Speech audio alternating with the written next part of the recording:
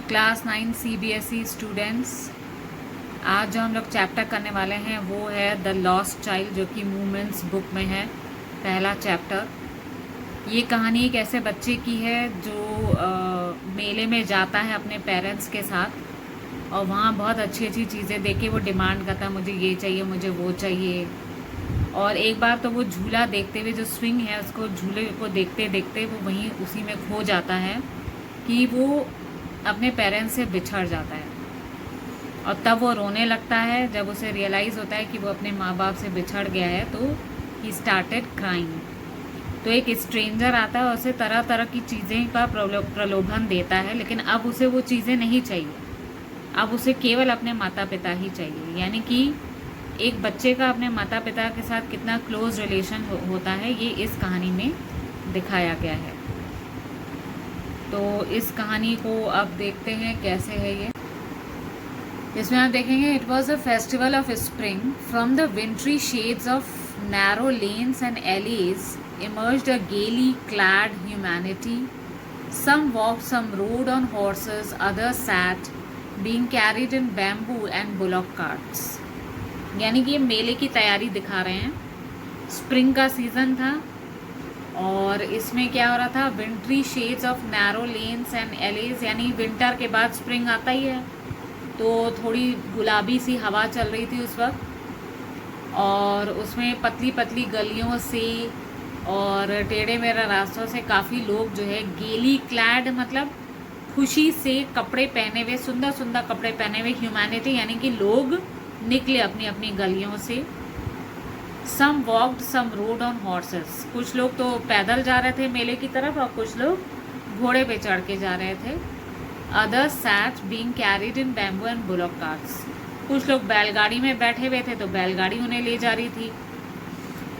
One little boy ran between his father's legs, brimming over with life and laughter. एक छोटा सा बच्चा भी उन्हीं में से एक था जो अपने माता पिता के साथ जा रहा था, तो अपने पिता की टांगों के बीच में झूमते हुए हंसी ठठाके लगाकर, जैसे वो बहुत ही ज़्यादा लाइफ को एंजॉय कर रहा हो, ऐसे वो घूमते हुए जा रहा था। Come child come, called his parents as he lagged behind, fascinated by the toys in the shops that lined the way. अब उसके माता पिता कहते, बच्चे आओ, इधर आओ, जबकि वो बच्चा जो है खिलौनों की दुकान पे काफ़ी ज़्यादा अट्रैक्ट हो गया था। He hurried towards his parents, his feet obedient to their call. जैसे ही उसके माता पिता उसे पुकारते, बेटा आओ बेटा आओ, तो फिर वो तुरंत अपने माता पिता की तरफ चला जाता। His eyes still lingering on the receding toys. वो अपने माता पिता के साथ तो जा रहा था, लेकिन पीछे पलट के उन खिलौनों की दुकानों को देखता जा रहा था। As he came to where they had stopped to wait for him, he could not suppress the desire of his heart, even though he well knew the old cold stare of refusal in their eyes. तो जब वो वहाँ आया जहाँ उसके माता पिता खड़े हो गए थे, उसके लिए इंतज़ार कर रहे थे कि वो आए, तो वो अपने दिल की इच्छा को दबा नहीं पा रहा था। मतलब उसका मन कर रहा था कि वो काफ़ी चीज़ें अपने माता पिता से कहे कि मुझे ये चाहिए, मुझे वो चाहिए, ऑल्दो उसे ये पता था कि उसके माता पिता हमेशा उसे मना ही कर देंगे, उनकी आंखों से ही लग रहा था। आई want that toy, he pleaded. उसे पता था कि माता पिता रिफ्यूज़ कर देंगे, तभी उसे कहा मुझे वो खिलौना चाहिए। His father looked at him red eyed in his familiar tyrant's way. His mother, melted by the free spirit of the day, was tender, and giving him her fingers to hold, said, "Look, child, what is before you." उसके पापा ने जैसे ये सुना कि उसने कहा मुझे ये खिलौना चाहिए, तो उसके पिता ने लाल आंखों से गुस्से से उसको देखा। जैसे लग रहा था वो हमेशा हर बात पे अपने बेटे को मना ही करते थे, लेकिन उनकी माँ जो है वो काफ़ी नरम स्वभाव की थी और बहुत प्यार से अपने बेटे को अपनी उंगलियाँ देकर कि वो उसका हाथ पकड़े, उससे कह रही थी, बेटा ये देखो सामने क्या है तुम्हारे। It was a flowering mustard field, pale like melting gold as it swept across the miles and miles of even land. क्योंकि सामने एक सरसों की खेत थी, सरसों का खेत पूरा पीले कलर का बहुत सुंदर सा लगा था। तो उसकी माँ उसका ध्यान भटकाने के लिए कह रही थी, बेटा देखो सामने क्या है। तो वो सरसों के खेत को देखने के लिए उन्होंने इशारा किया, जो कि बहुत ही खूबसूरत लग रहा था और पूरी ज़मीन थी उस तरफ की, पूरे सरसों के खेत से लहलहा रही थी। A group of dragonflies were bustling about on their gaudy purple wings, intercepting the flight of a lone black bee, a butterfly in search of sweetness from the flowers. तो ऐसे जो ड्रैगन फ्लाइज हैं वो भी जा रहे थे, मतलब वो भी मच्छरों की झुंड में ही थे, और वो जो है फूलों के ऊपर मंडराने की कोशिश कर रहे थे। तो जो ड्रैगन फ्लाई है हेलीकॉप्टर की तरह देखने में लगता है, तो उनका एक झुंड जो है वो पर्पल विंग्स उनके थे, तो पर्पल विंग्स के साथ वो जूम करके वहाँ से गुजर रहे थे, और यहाँ तक कि वो इस तरीके से वहाँ से जा रहे थे कि वो हनी बीज का जो सफ़र था या बटरफ्लाइज भी जो उड़ रही थी उनकी जर्नी को जैसे वो इंटरसेप्ट करें, इंटरसेप्ट यानी रोक रहे हों, रुकावट बन के आगे वो बढ़े थे ताकि वो भी फ्लावर्स की स्वीटनेस को ले सकें। The child followed them in the air with his gaze. अब जो बच्चा था वो अट्रैक्ट हो गया उनके पर्पल विंग्स की तरफ, ड्रैगन फ्लाइज की विंग्स की तरफ, तो वो भी उनके पीछे पीछे घूरते हुए उनको जा रहा था। Till one of them would still its wings and rest. और उनमें से एक जो है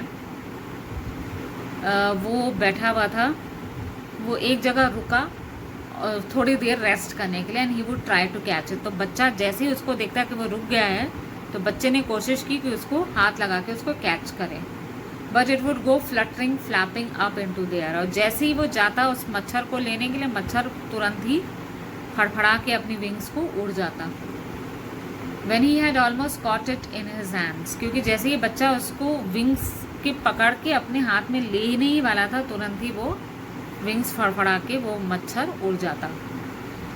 Then his mother gave a cautionary call, come child come on to the footpath। अब उसकी मम्मी ने जैसे वार्निंग टाइप में बोला, बेटा इधर आओ फुटपाथ की तरफ। He ran towards his parents gaily and walked abreast of them for a while, being however soon left behind, attracted by the little insects and worms along the footpath that were teeming out from their hiding places to enjoy the sunshine।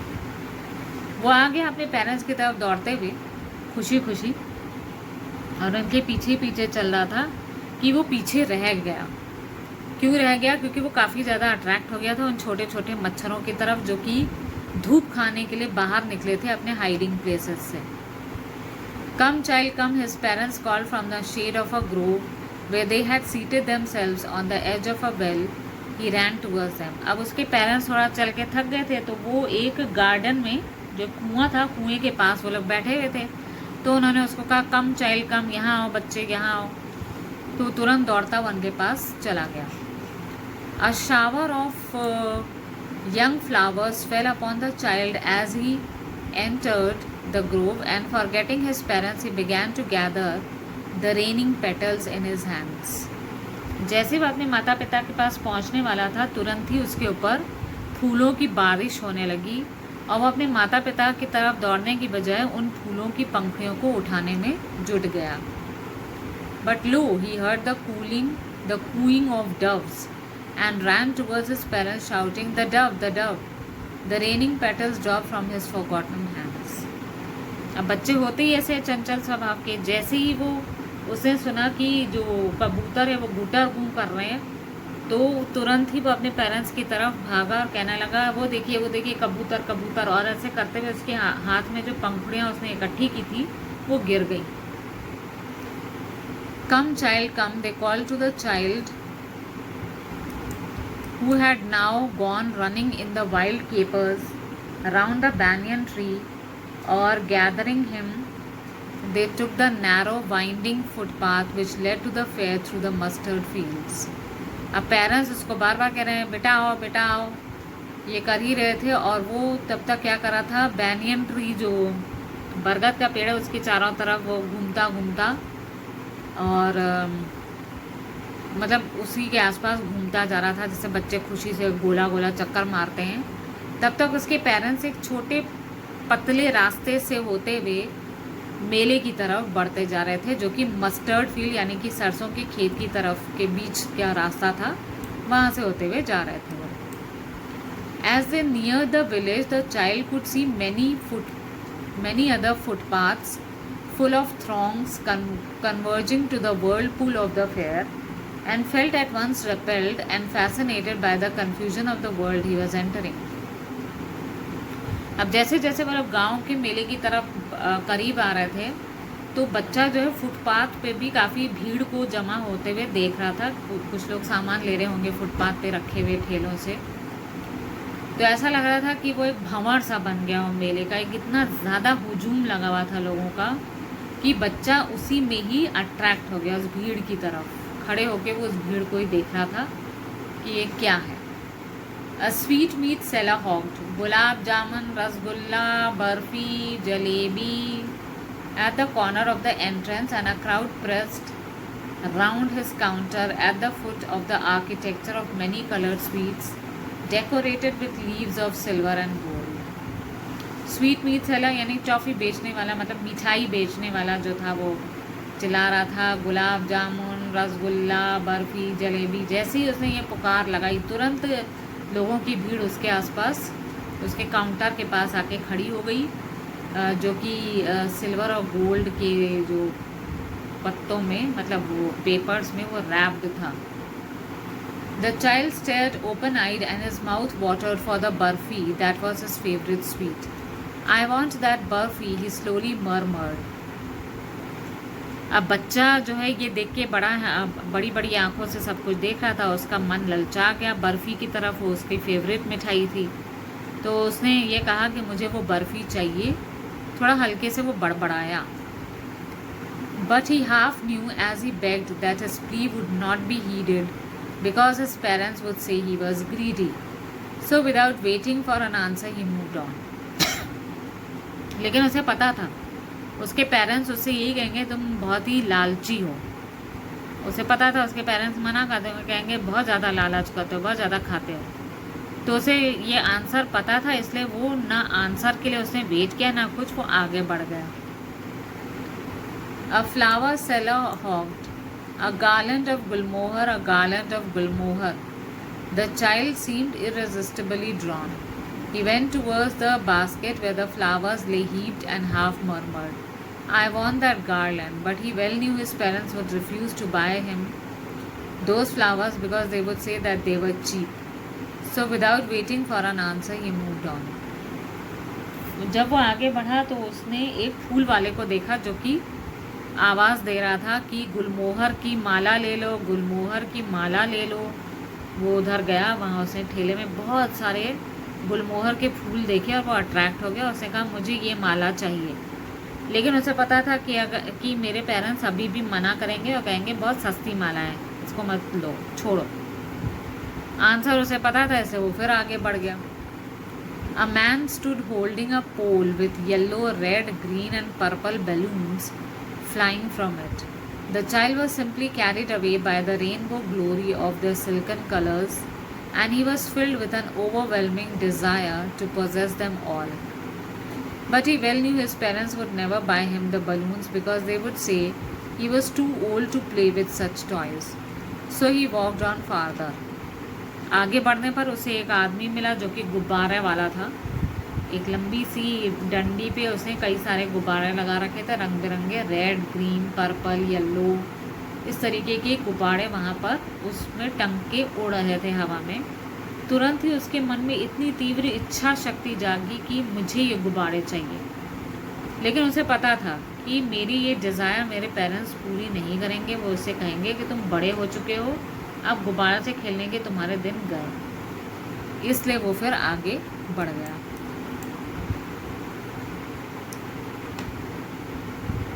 A snake charmer stood playing a flute to a snake which coiled itself in a basket, its head raised in a graceful bend like the neck of a swan, while the music stole into its invisible ears like the gentle rippling of an invisible waterfall. The child went towards the snake charmer, but knowing his parents had forbidden him to hear such coarse music as the snake charmer played, he proceeded farther. फिर उसने देखा एक सपेरा। Snake charmer कौन है? सपेरा। वो been बजा बजा के, जो स्नेक, जो सांप बैठा हुआ था टोकरी के अंदर, उस पे बीन बजा बजा के स्नेक उस म्यूज़िक को सुनकर उठा और अपनी गर्दन हिलाते हुए नाच रहा था। ऐसे नाचा था जैसे कि पानी में अचानक किसी ने पत्थर फेंक दिया और उसमें बहुत सारे लहरें उठाई हों। वो गया तो सपेरे के पास जो बच्चा है, लेकिन उसको याद आया उसके पेरेंट्स ने उसको मना किया था कि इस तरीके की रफ म्यूज़िक मत सुना करो, तो वो आगे बढ़ गया। फिर there was a roundabout in full swing, men and women and children carried away in a whirling motion shrieked and cried with dizzy laughter. The child watched them intently and then he made a bold request. I want to go on the roundabout, please, father, mother. जब वो आगे बढ़ा तो उसने देखा कि गोल गोल झूले पे लोग झूल रहे हैं और कोई डर के मारे चिल्ला रहा है, कोई हंसी के मारे चिल्ला रहा है उस गोल गोल झूले पे। तो उसका मन बहुत हुआ, उसने कहा मुझे इस झूले पे झूलना है, please mummy papa. There was no reply. He turned to look at his parents. They were not there ahead of him. He turned to look on either side. They were not there. He looked behind. There was no sign of them. जैसे ही उसने कहा मुझे झूला झूलना है, उसने आगे पीछे देखा, उसको कोई जवाब नहीं मिला। और फिर उसने इधर उधर देखा, साइड में देखा, पीछे देखा, आगे देखा, कहीं नहीं थे उसके parents. A full deep cry rose within his dry throat. With a sudden jerk of his body, he ran from where he stood, crying in real fear. Mother, father! Tears rolled down from his eyes, hot and fierce. His flushed face was convulsed with fear. Panic-stricken, he ran to one side first, then to other, hither and thither in all directions, knowing not where to go. Mother, father! He wailed. His yellow turban came untied and his clothes became muddy. अब जब छोटा बच्चा होता है, माँ बाप को नहीं देखता है, तो किस तरीके से वह घबरा जाता है, डर जाता है कि इस दुनिया में वह अकेला है, अब कैसे जिएगा। वैसी ही हालत इस बच्चे की हो गई थी। वो तुरंत उसके सूखे गले से एकदम रोने जैसी तेज़ तेज़ आवाज़ आई और उसकी आंखों से आंसू बहने लगे, जो कि बिल्कुल गरम गरम आंसू। वो चिल्ला रहा है मम्मी पापा, इधर दौड़े उधर दौड़े, किसी भी डायरेक्शन में जहाँ आ रहा था वहाँ दौड़ा था कि कहाँ जाऊँ मैं अपने मम्मी पापा को ढूंढने के लिए। ऐसे करते करते उसने जो सर पे पगड़ी बांध रखी थी येलो कलर की, वो ढीली पड़ गई, नीचे आ गई, उसके कपड़े भी धूल से भर गए। Having run to and fro in a rage of running for a while, he stood defeated, his cries suppressed into sobs. At little distances on the green grass, he could see through his filmy eyes men and women talking. He tried to look intently among the patches of bright yellow clothes, but there was no sign of his father and mother among those people, who seemed to laugh and talk just for the sake of laughing and talking.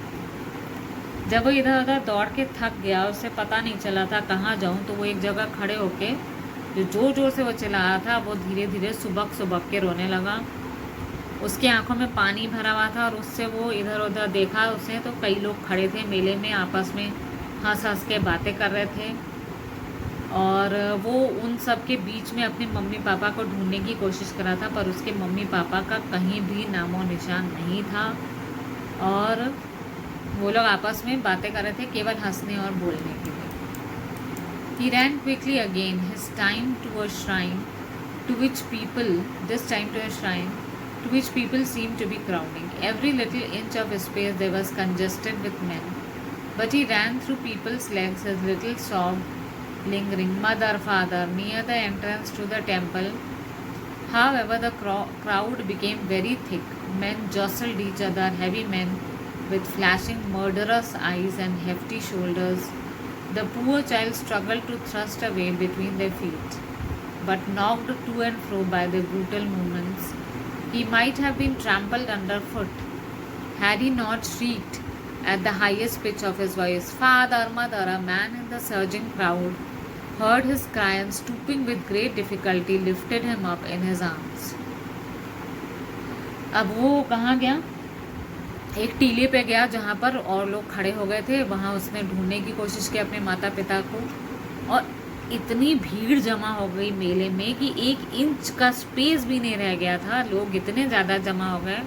अब छोटा सा बच्चा था तो लोगों की टांगों के बीच से निकलने की कोशिश कर रहा था और चिल्ला रहा था मम्मी पापा। धीरे धीरे क्राउड इतनी बढ़ गई, इतने मोटे मोटे लोग भी उस क्राउड में चल रहे थे कि एक दूसरे के कंधे से कंधा धक्का दे के आगे बढ़ रहे थे। और ये जो बेचारा बच्चा था ये अपना रास्ता ढूंढने की कोशिश कर रहा था उनकी टांगों के बीच में, लेकिन वो लोग इतने दुष्ट तरीके से लोग मेले में चल रहे थे कि वो बच्चा गिर गया। और उसके ऊपर अभी वो कोई भी पैर रख देता कि उसने बहुत तेज स्वर में चिल्लाया, मम्मी पापा, क्योंकि वो डर गया था कि कहीं लोग मुझे कुचल ना दें। तुरंत ही एक आदमी का उस भीड़ में ध्यान गया, नीचे झुका वो, उसने बच्चे को उठाया और फिर how did you get here child, whose baby are you, the man asked as he steered clear of the mass. The child wept more bitterly than ever now, only cried, I want my mother, I want my father. तो उसने पूछा कि बच्चे तुम यहाँ कैसे और तुम किसके बच्चे हो। तो बच्चा और ज़ोर से बहुत तेज़ आवाज़ में रोने लग गया और कहने लगा, मुझे मेरी मम्मी चाहिए, मुझे मेरे पापा चाहिए। The man tried to soothe him by taking him to the roundabout. Will you have a ride in the horse? He gently asked as he approached the ring. The child's throat tore into 1,000 shrill sobs and he only shouted, I want my mother, I want my father. उस आदमी ने उसे झूले की तरफ भी ले गया कि शायद बच्चे का मन बहल जा, वो झूले पे झूल ले। तो उसने कहा, क्या तुम घोड़े पे चढ़ना चाहोगे? तो वो बच्चा इतनी ज़ोर से चिल्लाया जैसे बहुत ज़्यादा चीख के नहीं बच्चे रोते हैं बचपन में, और उसने कहा, मुझे मेरी मम्मी चाहिए, मुझे मेरे पापा चाहिए। कहानी यहाँ ख़त्म हो जाती है।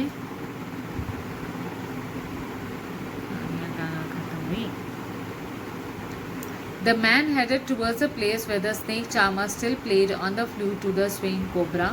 Listen to that nice music, child, he pleaded, but the child shut his ears with his fingers and shouted his double-pitched strain, I want my father, I want my mother.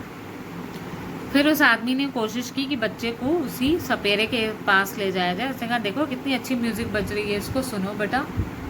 लेकिन बच्चे ने अपने कान बंद कर दिए और ज़ोर ज़ोर से चिल्लाने लगा, मुझे मेरी मम्मी चाहिए, मुझे मेरे पापा। The man took him near the balloons, thinking the bright colors of the balloons would distract the child's attention and quieten him. वो उसे गुब्बारे वाले के पास ले गया और सोचने लगा शायद रंग बिरंगे गुब्बारे देखकर वो चुप हो जाएगा। Would you like a rainbow colored balloon? He persuasively asked. The child turned his eyes from the flying balloons and just sobbed, I want my mother, I want my father. उस आदमी ने पूछा कि तुम्हें वो इंद्रधनुष जैसे गुब्बारा चाहिए? तो बच्चे ने कोई जवाब नहीं दिया, अपना मुंह फेर लिया, बस कहने लगा, मुझे मेरी मम्मी चाहिए, मुझे मेरे पापा चाहिए। The man, still trying to make the child happy, bore him to the gate where the flower seller said, Look, can you smell those nice flowers, child? Would you like a garland to put around your neck? फिर उस आदमी ने बच्चे को ले गया gate के पास जहाँ वो फूल वाला बैठा हुआ था और कहने लगा, देखो कितनी अच्छी खुशबू आ रही है फूलों की, क्या तुम एक माला पहनना चाहोगे? The child turned his nose away from the basket and reiterated his sob, I want my father, I want my mother. बच्चे ने अपना मुंह वहाँ से भी फेर लिया और वही एक चीज़ दोहराने लगा, मुझे मेरी मम्मी चाहिए, मुझे मेरे पापा चाहिए। Thinking to humor his disconsolate charge by a gift of sweets, the man took him to the counter of the sweet shop. What sweets would you like, child? He asked. The child rushed, turned his face from the sweet shop and only sobbed, I want my mother, I want my father. अब वो आदमी सोचने लगा शायद बच्चा toffee या मिठाई से खुश हो जाए, तो उसने सोचा कि क्यों ना इसको गिफ्ट दिया जाए स्वीट्स का। तो उसने कहा, बेटा कौन सी मिठाई खाना चाहोगे? लेकिन बच्चे ने अपना मुंह वहाँ से भी फेर लिया और बस चिल्लाने लग गया कि मुझे मेरी मम्मी चाहिए, मुझे मेरे पापा चाहिए। और कहानी का अंत हो जाता है। तो जैसे हमें ये पता चला कि शुरू में ये वही जगहें थी जो अभी लास्ट में बताई गई हैं, जिन जगहों से वो पास किया और वो अट्रैक्ट भी हो गया था, वहाँ रुका भी था, लेकिन आगे बढ़ता गया।